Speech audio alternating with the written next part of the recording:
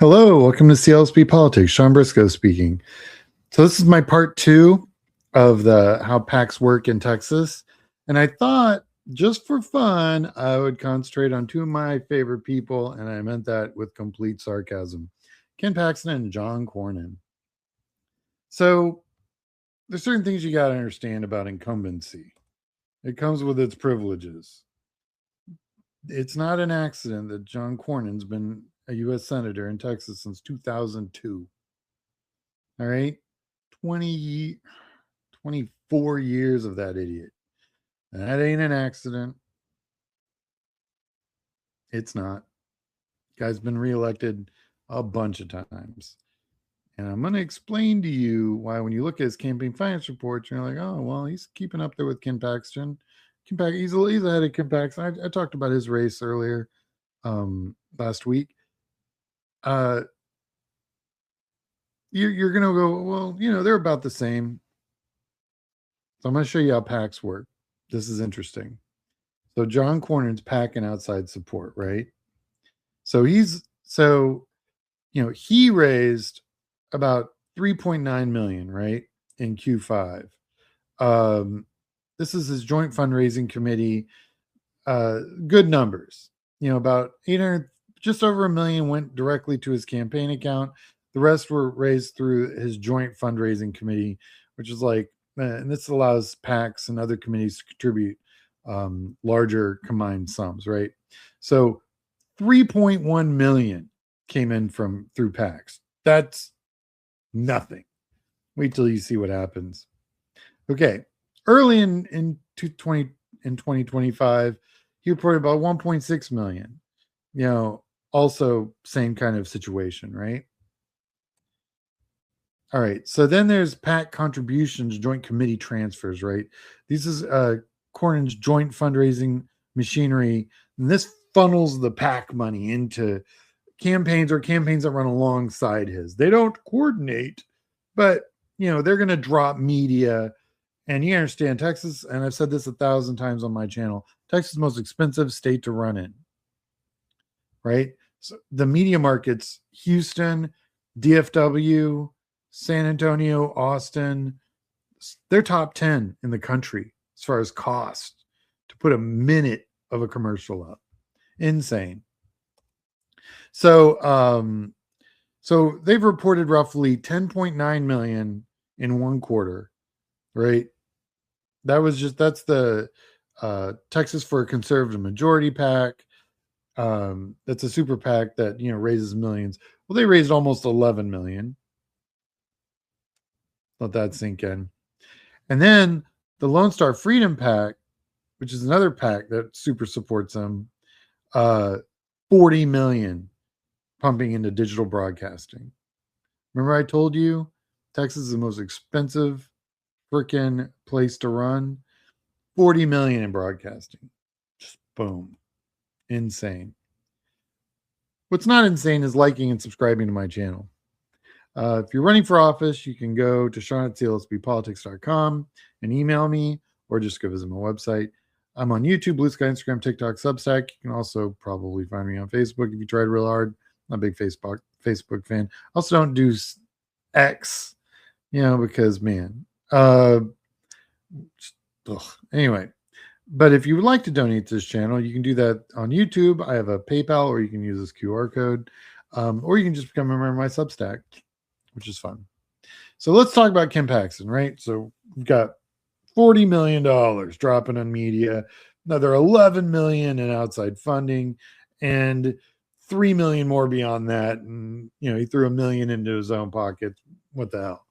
That was Cornyn, right? Ken 2.9 million, not 3, but pretty good. He joined he got in this race in April. So, he's only been doing this. John Cornyn's been raising money his entire time. So, respectable. So he's sitting at, cash on hand, 3.18, and that's why when you look at Cornyn sitting at like around 6 and he's at 3, it's all the outside money that gives Cornyn the advantage here, and, not that Ken's not trying. got a ton of money coming in, you know, through various PACs, you know, but, you know, I can't track a lot of it. That's why they call it literally dark money until I start seeing it pop up at various different places.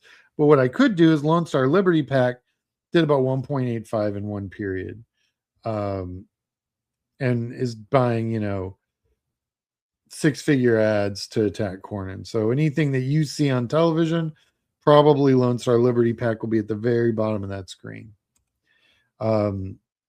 You know, they're gonna keep that up also. And what's crazy is, so yeah. Anyway, I'll get to that in a second. But that's basically where he's at. But you understand, like, so there was a group, and they're still out. It's called Freakonomics. Absolutely, they wrote a book a while ago, 20 years ago. Absolutely worth reading. And they have a ton of really interesting research out there, and they look at all sorts of rando stuff. But they're math guys, and they did this really great study about the return on investment and how much you spend on a campaign, and that there's a point where it begins to plateau out. So it takes like twice as much money to go up, just a fraction of more, as opposed to early on with that first ramp up where, you know, just getting your name out to people who don't know it. And eventually people know it.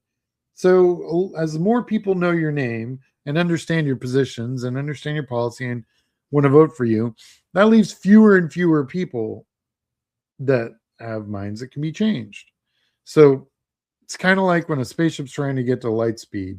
It takes twice as much energy to go up that next little bit of the increment as it did to get to that increment. So as you keep going faster and faster and faster, it takes more and more energy. Same with campaigns. There's a point where you plateau out, like, because the number of voters is finite. It's not an infinite number. It's like the speed of light isn't an infinite speed. There's a speed at which light travels. So the closer you get to that speed, it plateaus out. Same with the campaigns. The more money you spend, you know, you get closer and closer to that point. Well, Cornyn's at that point, right? And Paxston has spent a lot less, right?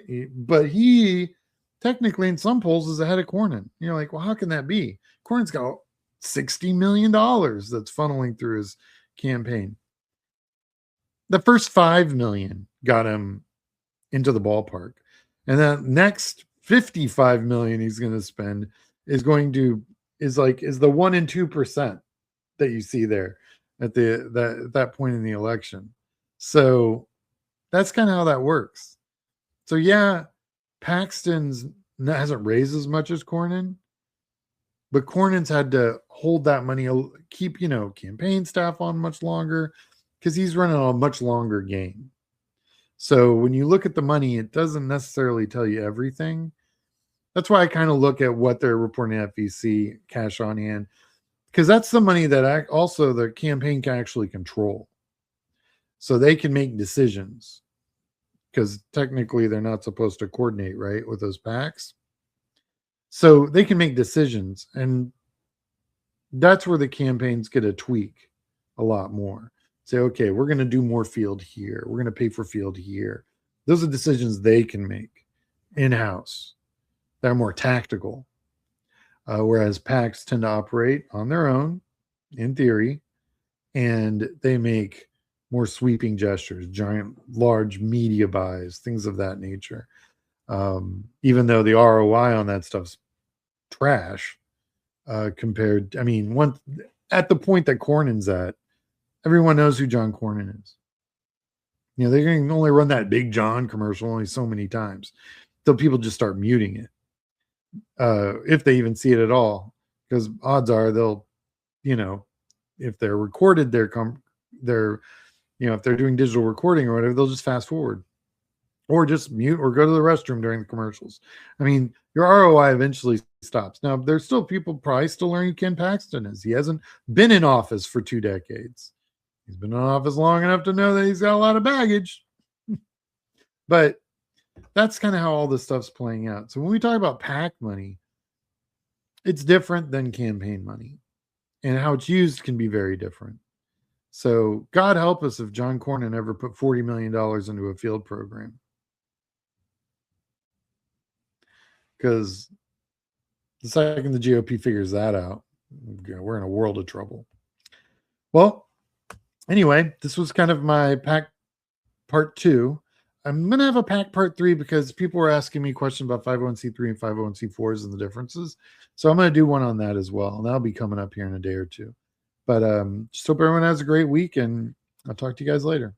All right. Bye.